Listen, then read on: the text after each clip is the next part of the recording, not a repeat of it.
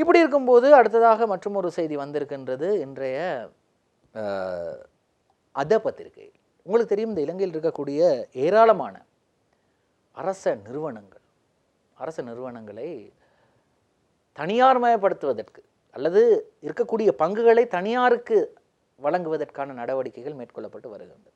ஆனால் இந்த புகையிரத போராட்டங்கள், ஆர்ப்பாட்டங்கள், வேலைநிறுத்தங்கள் நடைபெறும் போது இந்த ஊடகங்கள் போய் இந்த புகையிரத பயணிகளிடம் கேட்பார்கள், என்ன நினைக்கின்றீர்கள் என்று. அனைத்து பயணிகளும் சொல்லும் விடயம், முடியுமென்றால் இதை தனியார்மயப்படுத்துங்கள், எங்களால் வீட்டுக்கு போக முடியவில்லை, எங்களால் ஊருக்கு போக முடியவில்லை, வேலைநிறுத்தம் செய்கின்றார்கள் என்று கூறுவார்கள்.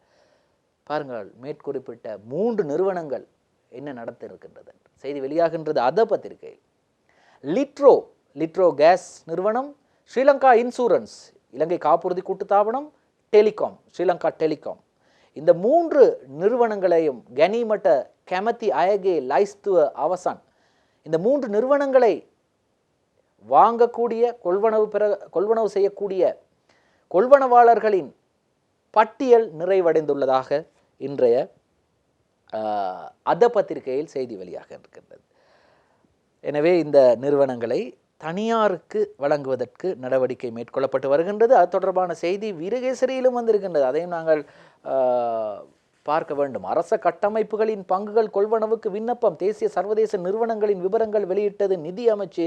இந்தியாவில் இயங்கி வரும் அநேக நிறுவனங்கள் இறுதி தெரிவு பட்டியலில் உள்ளடக்கம்.